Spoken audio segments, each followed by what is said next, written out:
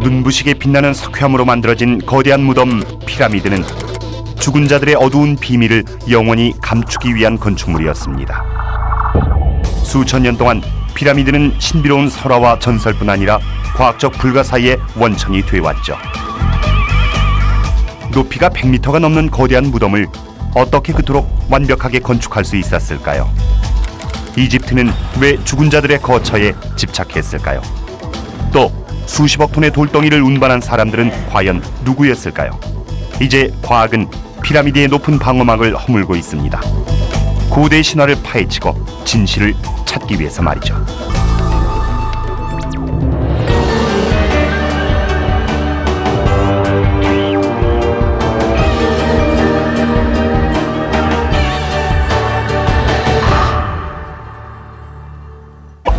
고대 이집트의 피라미드들은 마치 거대한 파수꾼처럼 카이로시를 지켜보며 우뚝 서 있습니다.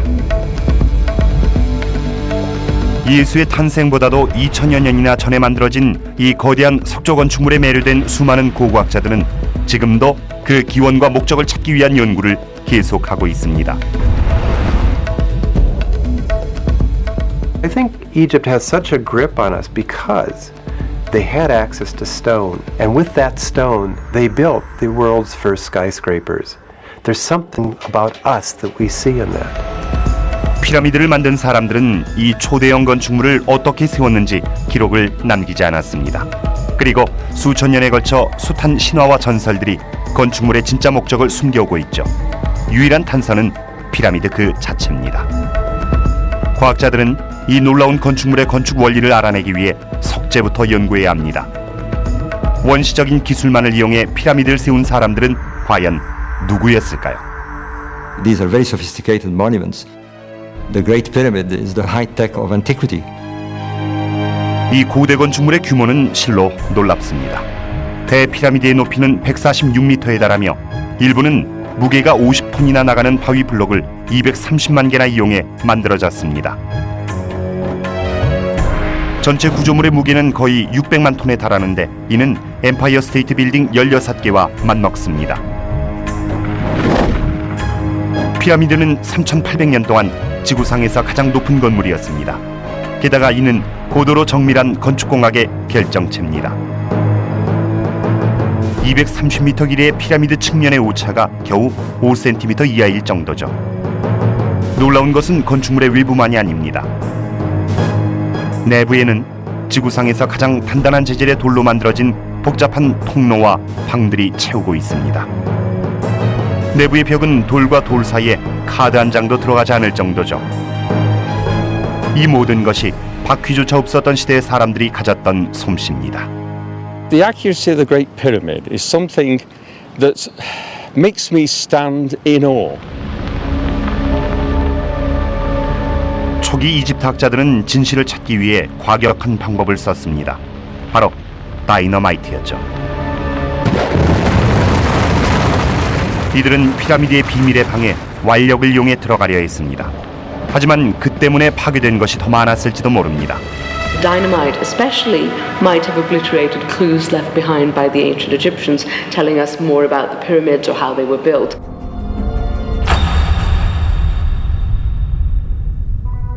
고대 이집트인들도 피라미드 건축법을 한 번에 익힌 것은 아닙니다. 오랜 세월에 걸친 시행착오와 재앙이 될 뻔한 사건을 거쳐 단순한 진흙 건축물이 기자의 대피라미드가 될 수 있었던 것이죠. 첫 번째 피라미드들은 기원전 2600년경 나일강 서쪽에 세워졌습니다.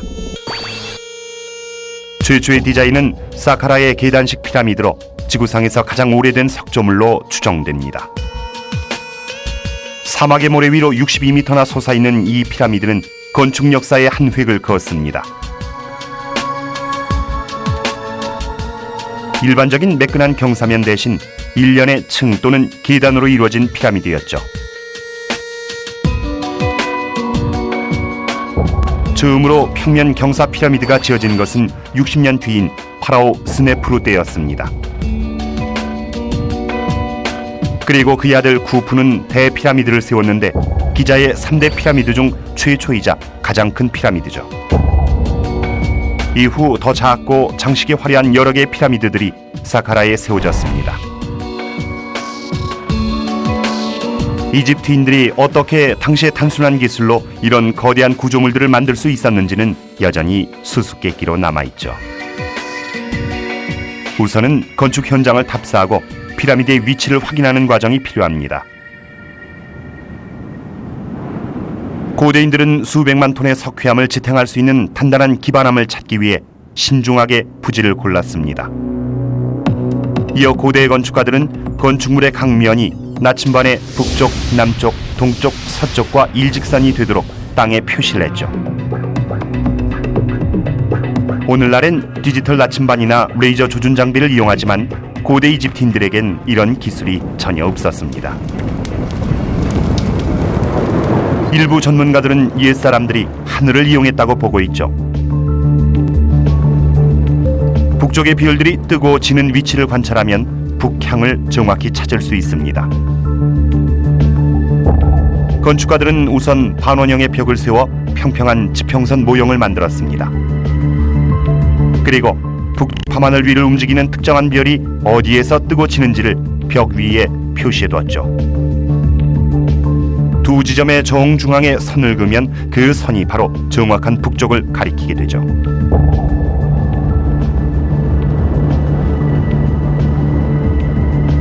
이런 단순한 기술을 이용했음에도 불구하고 대피라미드의 방위는 놀라울 정도로 정확합니다.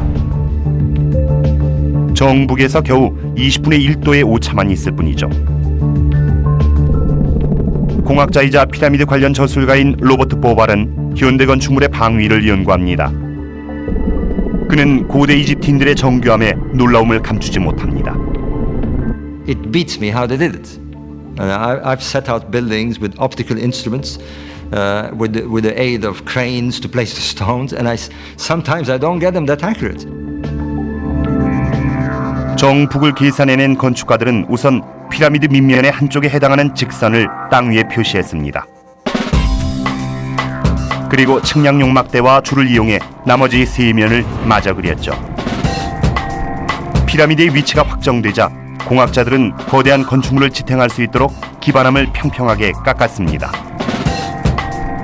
안정된 피라미드를 만들기 위해서는 완벽하게 수평을 이룬 기반이 필요하기 때문이었죠. 영국의 공학자 데니스 스탁스는 고대 이집트 건축기술 전문가입니다. 그는 피라미드 건축물의 많은 비밀들을 풀어낸 주인공이죠. 현대 건축물의 기반은 레이저와 기포관 수준기로 수평을 잡습니다. 스탁스는 이집트인들이 물을 사용했다고 믿고 있죠. In order to get the pyramid base nice and flat and level, the ancient Egyptians used a channel. It's like this one here, only it would stretch all the way along 755 feet, the whole side of the pyramid. And then they would put some water in, and it would act as a kind of spirit level. All he has to do is follow the line of the water along it, and then he can be sure that the pyramid base will be truly level and truly horizontal. 스탁스는 당시 사람들이 피라미드 주위를 따라 이런 수로를 대규모로 만들었을 거라고 보고 있습니다. 이렇게 하면 기반 전체를 수평으로 맞출 수 있습니다. 하지만 피라미드를 쌓는 데 쓰인 230만 개의 바위 블록을 모두 수평으로 맞추는 데는 또 다른 기반한 장치가 사용됐습니다. The tool I'm using is made of wood, and it's called the A-frame. All it is two pieces of wood joined together at 90 degrees at the top with a crossbar and a hanging plumb line.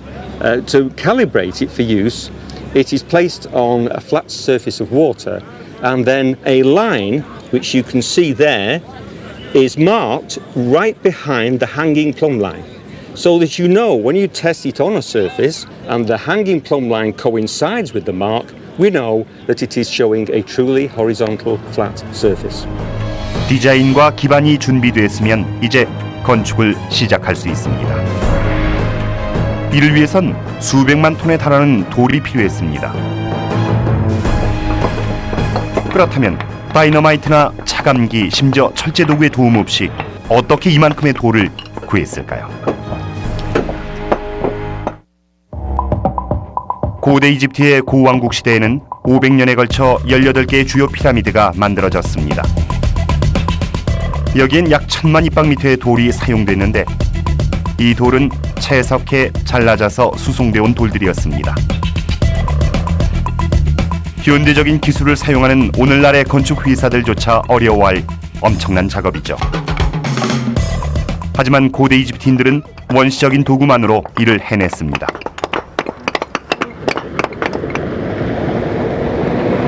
스탁스는 카이로 근처의 투라로 향합니다.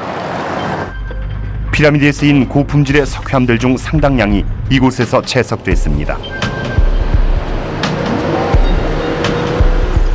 그는 이집트인들이 연질 금속인 구리로 돌을 잘랐을 거라고 생각합니다.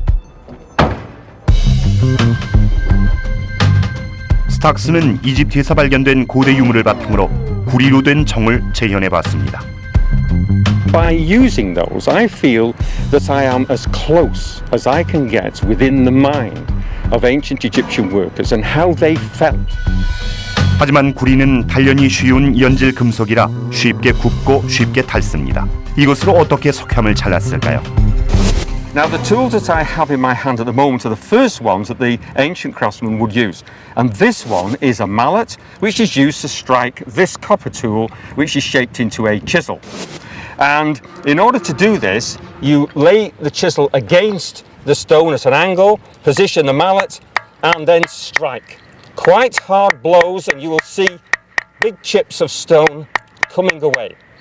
That's all right for rough working, but we have another copper chisel which can be used for more finer working in order to get much less stone off at a time, but will bring the surface closer towards the surface which is totally flat. 스탁스의 연구를 통해 부드러운 구리정으로도 석회암을 깎을 수 있음이 밝혀졌습니다. 게다가 당대 이집트인들은 뜻밖의 행운을 만난 수혜자들이기도 했죠. 화학 성분을 정밀 분석한 결과 이집트산 구리의 순도는 100%가 아니었습니다. 소량의 비소가 포함되어 있었죠. 운 좋게도 이 불순물이 구리 결정의 결합을 더 단단하게 해 구리의 강도를 본래보다 더 높이는 결과를 낳았습니다.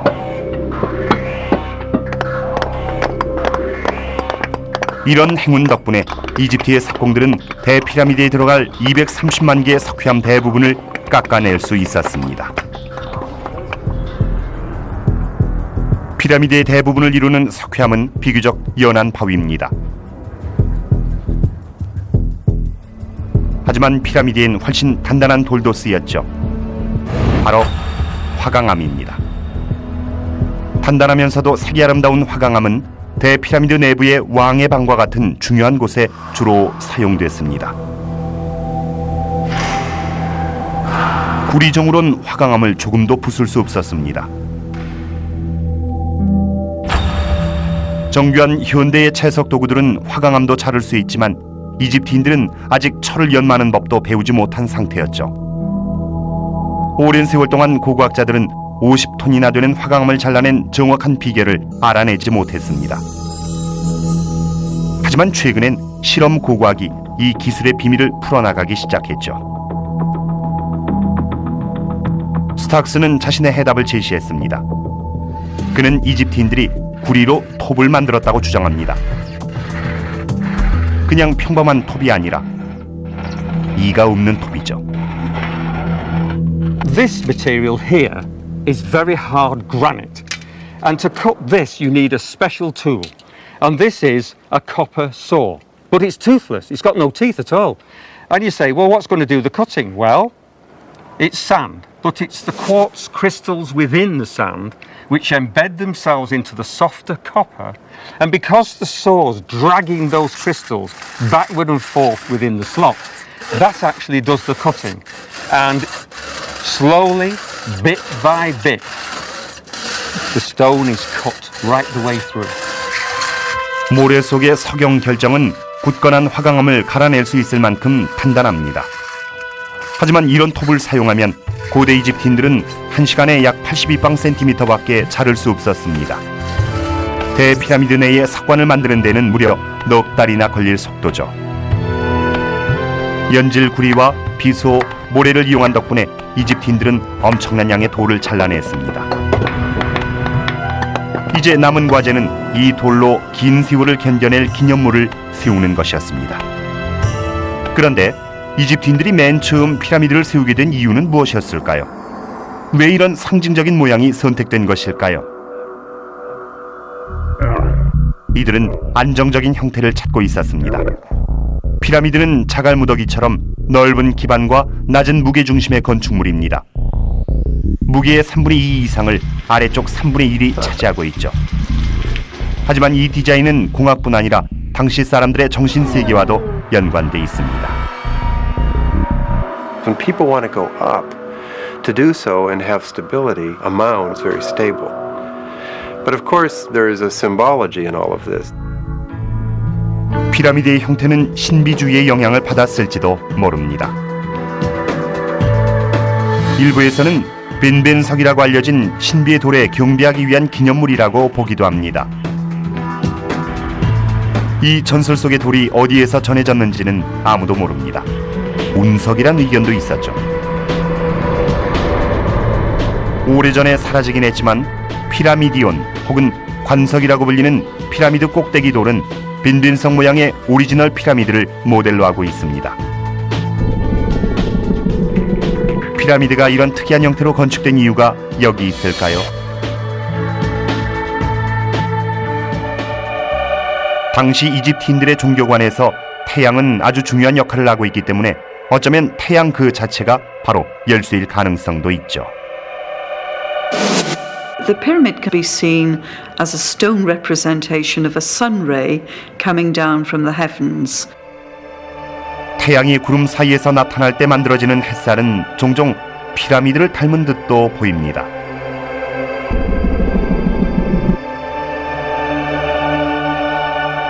따라서 햇빛을 돌로 표현했다는 가설에도 가능성은 있습니다. 어쩌면 이집트인들은 순수하게 피라미드의 기하학적인 형태에 매력을 느낀 건지도 모르죠.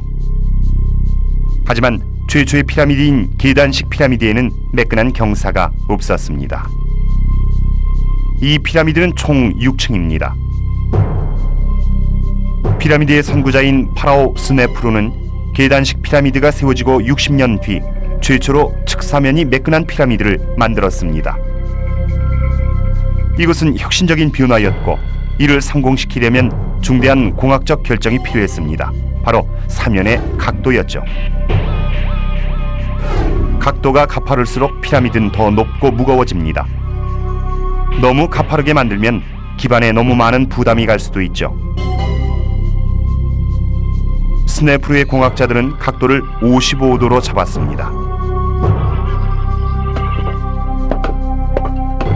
처음엔 순조로웠지만 공사가 반쯤 진행됐을 때 피라미드의 내실에서 균열이 발생하기 시작했습니다. 이탈리아의 고고학자 마라질 그리오와 리날디에 따르면 피라미드는 연한 진흙판 위에 세워져 있었고 가장자리에만 단단한 돌 기반을 쌓았다고 합니다. 피라미드가 높아지면서 약한 중심부가 무게를 못 이기고 내려앉았죠. 해결책이 없으면 피라미드는 곧 무너지게 될 위기를 맞았습니다. 공사는 중단됐습니다. 결국 건축가들은 건축 방식을 완전히 바꿀 답을 찾아냈죠. 건축가들은 경사면의 각도를 55도에서 43도로 낮췄습니다. 이것으로 피라미드의 높이는 약 30m, 무게는 40만 톤 이상이 줄어들었습니다. 건축가들의 실수는 파라오의 분노를 자아냈지만 그들의 해결책은 성공적이었습니다. 굴절 피라미드라 불리는 이 피라미드는 조금 독특한 모습을 하고 있을 뿐 4,500년이 지난 지금도 건재합니다. 주요 피라미드에서 이런 급한 경사각은 다시는 등장하지 않았습니다. 스네프루의 다음 피라미드에서는 건축가들이 아주 신중함을 보였습니다. 이들은 붉은 피라미드에 45도의 경사각을 적용했죠. 이집트의 피라미드들 중에서 가장 낮은 경사의 피라미드로 이 역시 여전히 건재합니다. 이는 오늘날 부드러운 사면을 가진 가장 오래된 이집트 피라미드죠. 이 성공 이후로 건축가들의 자신감은 커졌습니다. 이제 경사가 차츰 높아지기 시작했고 그 영향은 대피라미드에서 최고에 달했죠. 측면의 경사는 52도에 조금 못 미치고 정상의 높이는 146m에 달합니다. 하지만 이들은 어떻게 2.5톤이나 되는 바위들을 기중기나 도르래 장치도 없이 그처럼 높은 곳까지 올릴 수 있었을까요? 고대 이집트인들에게는 대단한 도전이었습니다. 이것은 현대 고고학자들에게도 여전히 수수께끼로 남아있죠. 이집트 학자 마크 레이너는 30년째 피라미드 연구에 매달리고 있습니다. My approach to the question was, where are the quarries? What kind of a ramp can you get from the quarry to the pyramid in a functional slope? 레이너와 거의 대부분의 이집트 학자들은 바위 블록을 올리는데 일종의 경사로가 사용됐다고 보고 있습니다.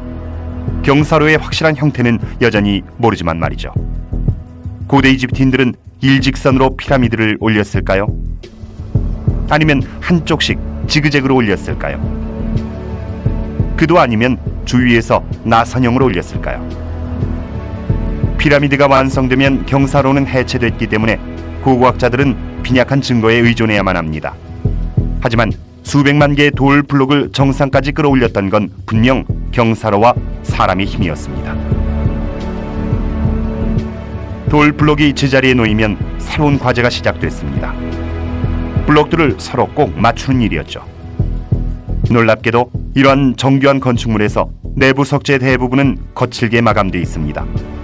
돌 사이의 빈틈은 잡석과 석고 모르타르로 메워졌죠. 하지만 눈에 보이는 바위들은 전부 아주 정밀하게 축조되어 있습니다.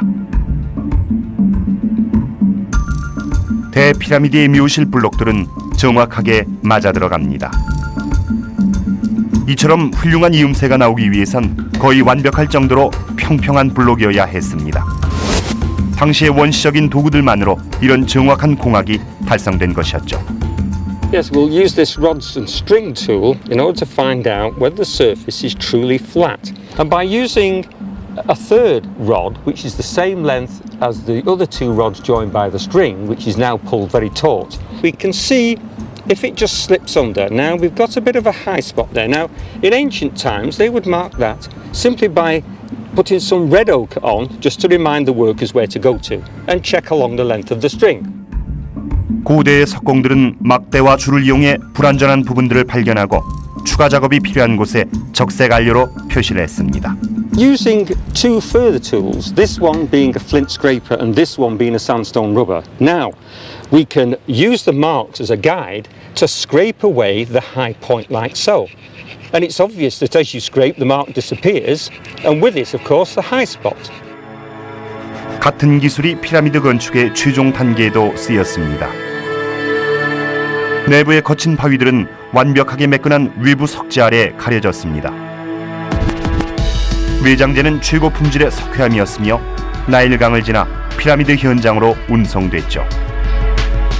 광택을 낸 외장재 덕분에 피라미드는 이집트의 태양 아래 새하얗게 빛이 났을 것입니다. But when the pyramids were newly encased in this special limestone, they must have been blinding in the sun like newly fallen snow. 이런 효과를 내기 위해 외장 석재들은 완벽하게 맞물리도록 잘라졌습니다.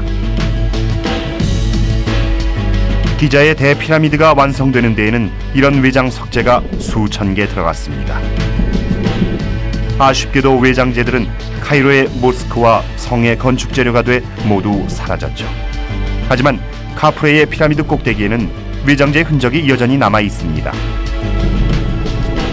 이집트인들의 뛰어난 기술과 도구에도 불구하고 피라미드 건축은 완공에 수백만 시간의 노동이 필요한 너무나 힘든 작업이었습니다. 피라미드를 세운 것은 수많은 노예들이었다는 설이 있습니다. 하지만 이는 잘못된 얘기죠. 법고고학자들은 현재 피라미드 건축의 진정한 주인공을 밝혀내고 있습니다. 고대 역사는 10만 명이 20년에 걸쳐 대피라미드를 만들었다고 적고 있습니다. 현대 전문가들은 현실적으로 2만 5천 명 정도였을 것이라 추정합니다. 공사는 파라오 쿠푸의 23년 재임 기간 중에 끝이 났습니다. 일꾼들이 일한 시간은 총 2억 5천 시간에 달했을 것입니다.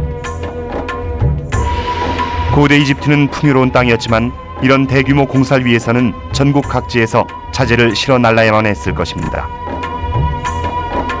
거대한 화강암 블록들은 960km나 떨어진 아수안의 채석장으로부터 운송됐습니다. 피라미드 공사를 계속하기 위해서는 현대의 건축 회사들조차 두려워할 험난한 수송 과정을 거쳐야 했죠. 공학자 크레이그 스미스는 황홀한 공사 현장들을 둘러보고 피라미드 건축 과정을 분석해 봤습니다. You don't have cell phones, you don't have pagers, you don't have laptop computers, you have millions of pieces of material that have to arrive at the right point in time. 이집트의 통신 체계는 파피루스와 전령에 의존했습니다. 그런데도 그들은 수천 명의 일꾼들과 셀 수 없이 많은 원자재 현황을 모두 파악하고 있었죠. 크레이그 스미스는 대피라미드 건축에 소요될 만한 경비를 현대의 물가로 환산해 봤습니다.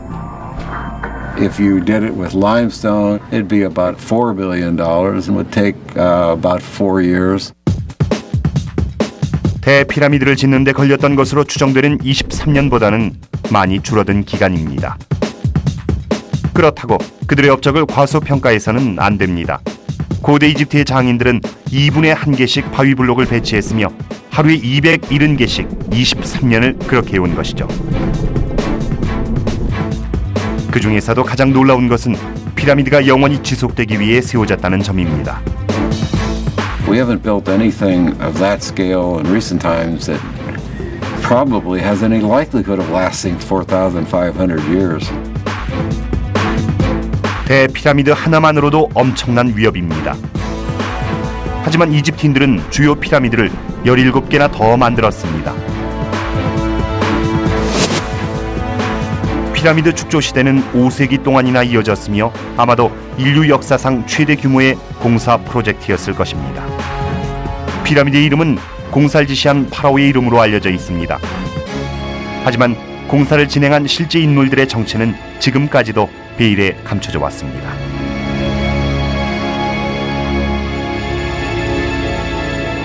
그동안 파라오가 피라미드를 위해 자신의 백성들을 몇 년씩 강제 노동을 시키진 않았을 거란 생각이 지배적이었습니다. 대신 이스라엘인들로 추정되는 노예 노동력이 동원됐을 거라고 믿어져 왔죠.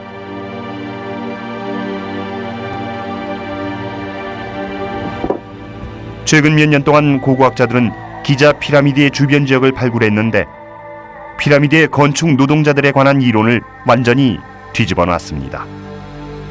저명한 이집트 학자 자히 하와스 박사는 실제 피라미드 노동자들의 무덤을 발견했습니다. 하와스 박사는 이 무덤의 정교한 장식에 놀라지 않을 수 없었는데 노예들이 묻힐 만한 소박한 무덤처럼은 보이지 않았습니다. If the people who built the pyramids were slaves, they will never be buried in the shadow of the pyramid. If they were slaves, they will never prepare their tombs for eternity like kings and queens. 그렇다면 진짜 일꾼들은 누구였을까요? 해답은 새로운 과학 분야인 법의 이집트학에서 나왔습니다. 이집트학자 로잘리 데이빗은 생물학자와 미술가들과 함께 피라미드를 지은 사람들의 삶을 재구성해 봤습니다. 캐스캔과 3차원 이미지 분석을 통해 미라화된 두개골로부터 고대 이집트인들의 얼굴을 되살렸습니다. 이것이 수천 년 전에 살았던 이집트인의 재구성된 얼굴입니다. You do get a sense of the character of the person. They cease to be a wizened mummy or a dry skeleton. And there they are with the flesh, the eyes, the hair. You're looking at somebody who could be alive today. 유골을 법의학 차원에서 분석한 결과 피라미드를 세운 사람들은 외국의 노예들이 아니었다는 사실이 드러났습니다. The idea that the pyramids were built by slaves is totally wrong. This has been proved really by the archaeological evidence. So all the studies on the bodies show that they are Egyptians. They're not from overseas. 유골엔 의류 시술의 흔적도 선명하게 남아 있습니다. 부러진 뼈를 맞춘 흔적과 두개골에서는 당시 뇌 수술의 흔적까지 발견됐죠. 외국인 노예들이었다면 이런 수준 높은 치료를 받을 수 없었겠죠. 그렇다면 이 일꾼들은 어디에서 머물렀을까요? 레이너는 피라미드 일꾼 마을이 기자 고원 근처였을 거라고 추정합니다. If there were 20,000 people out there, to say nothing of 30,000, it would have been one of the largest cities in the world in the 3rd millennium BC. So where was it, and where was all the infrastructure? 레이너는 피라미드의 동남쪽에 있는 일꾼들의 무덤 옆에서 놀라운 발견을 했습니다. Everywhere we put down an excavation trench, we found large, substantial mud brick walls, evidence of an ancient settlement. 오랫동안 숨겨져 있던 이 마을에서는 피라미드 일꾼들의 삶에 관한 자료가 점점 더 많이 드러나고 있습니다. Well, the footprint of this lost city tells us something about how they organized their society in this very early period when they built pyramids. 일꾼들의 식사를 준비하는 것이 가장 큰 과제였을 것입니다. 발굴팀은 장인들이 좋은 대접을 받았다는 증거도 발견했죠. 현장에서 나온 흔적들을 보면 피라미드 일꾼들은 맥주와 고기, 생선이 있는 풍족한 식사를 제공받았습니다. They were very well organized, they were well fed, they were looked after because they were very important. 하지만 중간 관리직 사람들은 더 좋은 대접을 받았던 듯합니다. They were eating a lot of meat, sheep, goat, but especially cattle. They ate very well, but we're seeing that some people on the site ate better than others. 레이너에 따르면 핵심 장인 인력들과 담당 관리들은 현장을 지켰을 거라고 합니다. 하지만 바위 블록을 끄는 일은 몇 달에서 몇 년 동안 현장에서 일하던 주민들의 몫이었습니다. 숙련되지 않은 일꾼들에게 피라미드 공사는 군역과 비슷한 것이었습니다. 이집트 전역에서 차출된 군인들이 싸움이 아니라 건축 일을 했던 것이죠. What really fascinates me about the pyramids is not so much the king or the little man in the trenches, but the whole human network that could create something like the Great Pyramid of Khufu. 그렇다면 고대 이집트인들이 피라미드를 짓는데 그렇게 많은 인력을 쏟아부은 이유는 무엇일까요? 전국에서 수천 명을 선발해 일하도록 만든 이유는 과연 무엇일까요? 피라미드의 세 번째 비밀을 밝히기 위해 많은 고고학자들이 매달렸습니다. 피라미드를 건축한 목적은 무엇일까요? 중세시대 사람들은 피라미드가 성경 속 인물인 요셉의 곡물 창고였다고 생각했습니다. 하지만 현대 이집트 학자 대부분은 파라오의 무덤이라고 보고 있죠. 역사상 가장 크고 장대한 무덤인 것입니다. 하지만 수백 년에 걸친 도굴 때문에 피라미드 내부에서 파라오의 유골이 발견된 경우는 아직 없습니다. 구프왕의 대피라미드의 묘실이라 불리는 곳에서도 미라는 발견되지 않았죠. 하지만 하와스 박사는 피라미드가 파라오의 무덤임을 증명하는 충분한 문자 증거가 있다고 확신합니다. There is lots of evidence in inscription, in literature, that telling us that this is a tomb for the king. 하지만 파라오의 무덤은 육신이 쉬는 곳에서 그치지 않았습니다. 일부 피라미드의 내부에는 좀 더 신비한 기능을 담당했던 증거가 있습니다. 이 무덤들이 우주로 가는 관문이란 것이죠.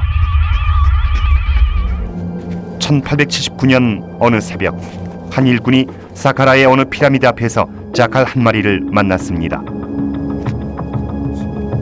자칼은 마치 따라오라고 부탁하는 것처럼 일꾼을 자극했습니다.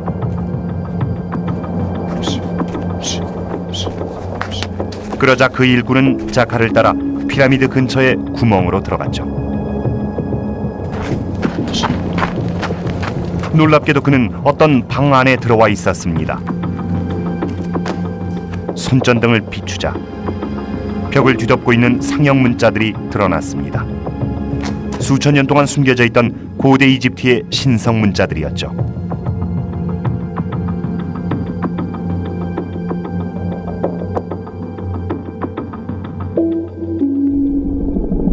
짐 멜런은 피라미드 기록 혹은 신성 문자의 전문가입니다. 그는 이 글에 피라미드 건축가의 의도가 드러나 있다고 믿고 있죠.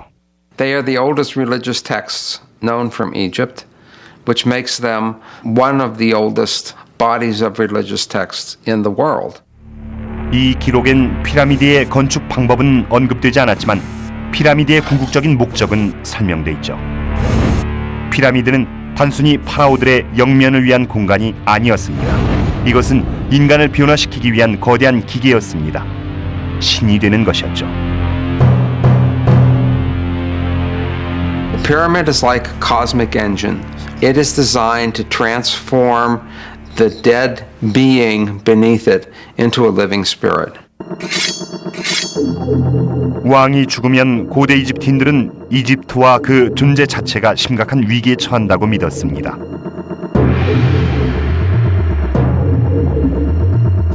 죽은 뒤에도 지배자는 가뭄과 기근과 혼돈으로부터 나라를 지켜야 했습니다. 미라가 된 파라오는 음식과 옷, 보석과 보물 등 사후에서도 필요할 만한 물건들과 함께 피라미드 안에 안치됐습니다.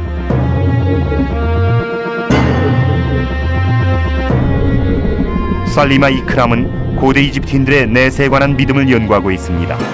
The basic thing is it's very much like this life, except better. So everything you wanted in this life, if you have managed to put it into your tomb, you can have it in the afterworld. 피라미드의 신성 문자에는 미라가 된 파라오의 시신 앞에서 치러진 의식에 관한 기록도 있습니다. 왕이 무사히 내세로의 여행을 마칠 수 있도록 그를 보호하는 주문과 기도문도 함께 적어놓죠. We tend to think of magic as abracadabra, wizards, witches, Harry Potter. To the ancient Egyptians, magic was a part of the universe. 이집트인들에게 마법은 생존을 위한 과학이었죠. There is no superstitious mumbo jumbo in ancient Egypt. Everything has a meaning, everything has a purpose. 의식이 끝나면 피라미드는 봉인됐습니다. 영원히 열리지 않을 거란 믿음과 함께 말이죠. 그 후 파라오는 영원한 별로서 다시 태어나기 위한 내세로의 여행을 시작하게 됩니다.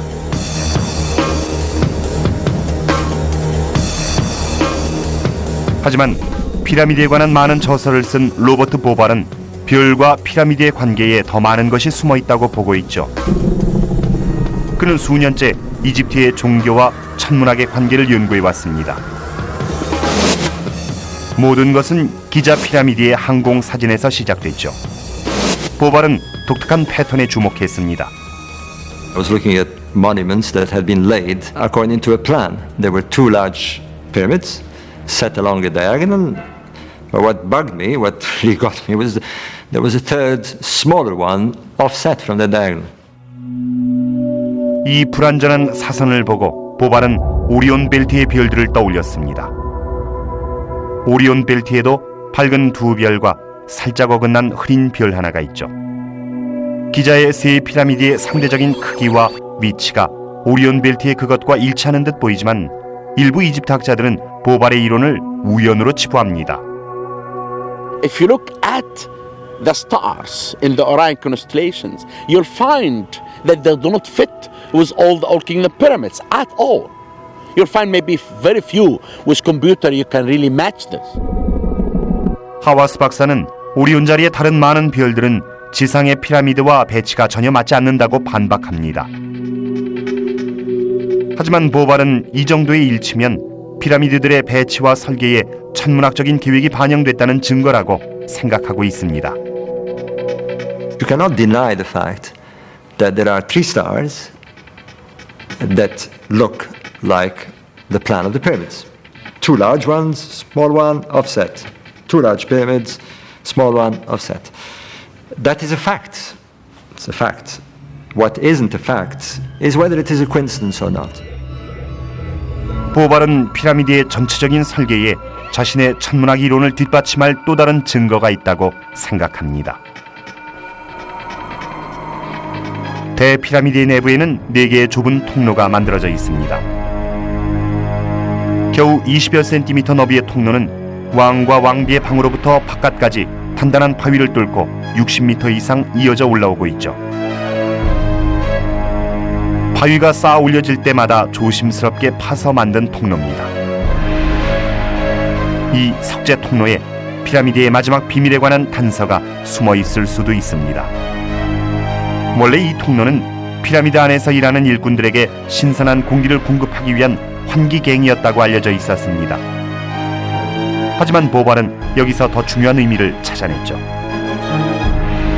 보발은 이 통로의 기원을 조사하면서 암호를 푸는 듯한 기분을 느꼈습니다. 피라미드의 구조에 새겨진 암호라고 생각한 것이죠. But it was exciting to realize that I was beginning to listen to the silent language of the pyramid. 보발은 대피라미드 내부의 4개의 환기갱이 각각 중요한 비율의 방향으로 뚫려 있다고 믿고 있습니다. 게다가 각 비열들은 고대 이집트의 종교에서 아주 중요한 역할을 하는 비열들이죠. 남쪽 환기갱 중 하나는 이시스 여신의 상징인 시리우스를 가리킵니다. 다른 하나는 오리온 벨트의 한 비열인 알리타크를 가리키죠. 오리온 자리는 고대 이집트에서 죽음과 부활의 신이었던 오시리스의 상징이었습니다. 이 비열의 통로들은 파라오가 하늘로 올라가 오시리스 신을 만나고 비율이 되는 과정을 돕기 위해 이렇게 만들어졌을지도 모릅니다. So we have a kind of language, if you like. I call it astroglyphics. The pyramid speaks through its architecture and through its symbolic astronomy. 일부 이집트 학자들은 보발의 이론을 완전히 거부하고 있지만 이 통로엔 다른 수수께끼들도 많이 숨어 있습니다. 하와스 박사는 이 통로가 피라미드 중심에 숨겨진 보물로 이어진다고 생각합니다.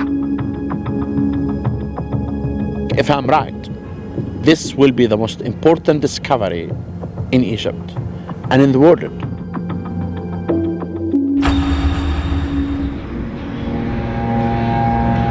기자의 대피라미드 안엔 복잡한 통로와 석실들이 있습니다. 학자들은 이미 웅장한 대휘랑을 포함해 묘실로 보이는 방 3개와 방을 연결하는 복도를 발견했습니다. 하지만 최근 학자들의 관심은 왕과 왕비의 방에서 바깥으로 뻗어나가는 4개의 수수께끼 통로에 집중되고 있죠. 이 좁은 통로에 관한 숨겨진 방과 천문학적인 용도에 관한 가설들도 많습니다. 1980년대 프랑스의 학자들은 물체의 다양한 밀도를 감지하는 마이크로 중량 측정 기술을 사용해 피라미드의 구조를 연구했습니다. 이들의 연구를 통해 피라미드의 꼭대기 근처에서 미발견된 석실이 있을지도 모를 몇몇 공간들의 위치가 확인됐습니다. 1993년 하와스 박사는 독일의 로봇 연구진과 손잡고 여왕의 방 통로를 탐사했습니다. 그의 발견은 전 이집트 학계를 뒤흔들었죠. After 200 feet exactly, the robot was stopped in front of a door with 2 copper handles. 남쪽 통로는 단단한 석회암 판으로 막혀 있어 로봇이 더 이상 나아갈 수 없었습니다. 2002년 또 다른 연구진들이 더 진보된 로봇으로 탐사를 시도했죠. 여긴 석회암 판을 뚫기 위한 두리를 장착했습니다. 지진 생존자 수색에 쓰이는 것과 유사한 원격 감지 기술로 석판의 두께가 겨우 약 7.5cm라는 것도 알아냈죠. 로봇은 좁은 통로를 기어올라 소형 카메라가 들어갈 수 있을 만큼의 작은 구멍을 뚫었습니다. 하지만 카메라에 담긴 영상은 예상과 전혀 달랐습니다. 또 다른 석회암 문이 있었던 것이었죠. 일부 학자들에겐 실망감을 안겨준 결과였습니다. 하지만 하와스 박사에겐 이것조차도 중요한 발견입니다. We are not looking for the doors of Alibaba and the 40 thieves. We are looking for archaeology. Then anything that you discover inside the pyramid, it's a major discovery. 두 번째 문 뒤에는 4,500년이 넘게 감춰져 왔던 미지의 공간이 있습니다. 하와스 박사는 석회암 판 너머에 숨겨진 방이 있을지도 모른다고 보고 있죠. 그는 곧 대피라미드 안으로 다시 들어갈 예정입니다. 이번엔 엄청난 고고학적 성과를 기대하고 있죠. I still believe that the burial chamber of Khufu is still hidden inside the pyramid. That we're going to go through the first door and the second door to find out what is the mystery behind them. 하와스 박사가 무덤을 밝혀낸다면 실로 엄청난 발견이 될 것입니다. 투탄카멘 왕의 무덤을 발견한 것보다도 더 큰 의미를 갖게 되죠. 가장 위대한 파라오 중 한 명이었던 쿠푸 왕의 마지막 휴식처에 피라미드의 마지막 비밀이 숨어 있을지도 모릅니다. 완성된 피라미드가 사막의 태양 아래 반짝이던 순간 이후 지금까지도 봉인되어 온 비밀이죠. 고대 불가사의 중에서 지금도 남아있는 것은 대피라미드가 유일합니다. 매끈한 돌 외장재는 이미 없어졌습니다. 건축 당시에 비해 9m나 낮아지기도 했죠. 하지만 이 정도 속도라면 이 건축물이 완전히 사라지는 것은 65,000년 후의 일입니다. 피라미드는 건축에 참여한 사람들의 위대한 능력을 증명하며 우뚝 서 있습니다. 피라미드는 과거와 현재를 통틀어 인류가 남긴 가장 위대한 업적으로 역사 위에 우뚝 솟아 있습니다. They stand there against all the odds after thousands of years, and they trumpet immortality. 고대 아랍에 이런 격언이 있습니다. 인간은 세월을 두려워하지만 세월은 피라미드를 두려워한다고 말이죠.